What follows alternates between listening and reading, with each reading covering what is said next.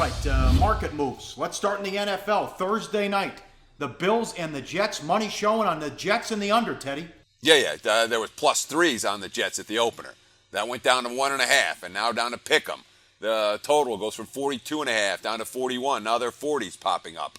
Certainly, there's some anti-Buffalo sentiment in this number. And, of course, the Jets in double revenge, losing both meetings against the Bills last year, including the last one, which kept them out of the postseason. But a lot of this also has to do with the injuries that the Bills suffered in that ugly loss at Baltimore. Sammy Watkins, very much a question mark. Here's a report. There was a report from the New York Daily News that Watkins could be shut down for several weeks. That's not what Rex Ryan said. Quote, that's not what we're thinking right now. I'm confident that Watkins will be okay. Hopefully he'll progress through the week and he'll be ready to roll. Now, it's worth noting the team's only going to hold walkthrough practices before that Thursday night game, so we may not know right up until kickoff whether Sammy Watkins is going to be able to play or not. Yeah, no surprise here. New England money. Garoppolo played well, and now Miami struggled on offense against Seattle. And the Ravens, it's RG. Welcome back, Josh McCown. RG3. And RG3 took all the first-string snaps throughout the preseason. So it's not like McCown's, you say, oh, there's not that much difference between the two. There's a difference between the two when it comes to the familiarity with running that offense. And, of course, with basically new personnel at every position in Cleveland. Even though RG3 himself is not a guy you're going to adjust the power rating for significantly, you got to knock the Browns down a notch or two, even if you had them as the worst team in the NFL. Certainly the markets have with that early money on Baltimore. Yep, money with the Saints over, of course, after the shootout and their awful defense against the Raiders. And money came in on the Broncos because the Colts, that was horrible against Detroit. Yeah, I mean, the Saints total bet up to 51 from 51.5. Now 52.5, 53s are popping up, and there's nobody out there. Nobody, Paulie, wants to bet the Saints under right now. Certainly not at these type of numbers. We get a 60 on New Orleans, maybe we'll see some under money, but not so far. And, of course, a lot of money on the Broncos. That total bet up. We haven't seen money being bet on Bronco games over the total for basically the last year and a half. And particularly home games for Denver have been one under after the next. And yet that Indy defense, boy, the markets don't like it. Heavy money against Indy last week, too.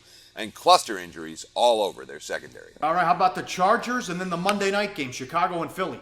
Well, I mean, the Chargers opened 2.5 against the Jags at some spots. Now it's up to 3 with heavy juice, threatening to go to 3.5, despite the Keenan Allen injury, an impact injury for San Diego. And, of course, that epic the Chargers collapsed where they blew a 3-score lead in the fourth quarter. And on Monday Night Football, the Bears have been bet up from as low as -1 up to -3 against the Eagles. The market's just not respecting Philly off of their blowout over Cleveland. They're just disrespecting Cleveland off that blowout over Cleveland. No respect for the Eagles just yet.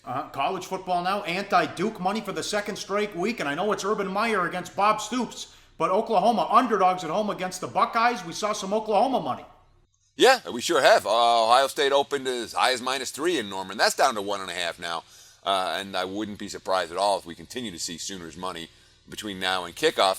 And the money for Northwestern against Duke. Duke looked real young last week against Wake.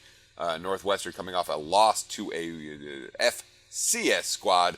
The markets liked them anyway. Bet from -6 up to the key number of -7. Yeah, Texas money again, and they bet Stanford.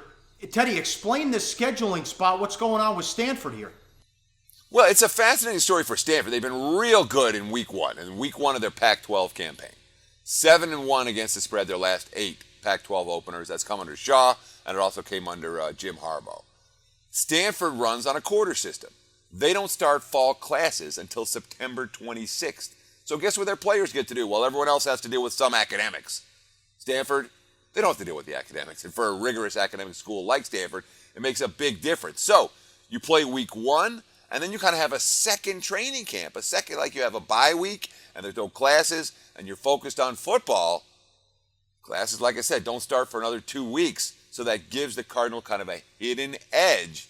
That's at least part of the reason why Stanford's been bet up from -6.5 to -8.5 against USC from the opening numbers. Yeah, no surprise with Texas money? No, I mean, the Cal defense did not acquit itself any better against San Diego State than it did in their opener against Hawaii.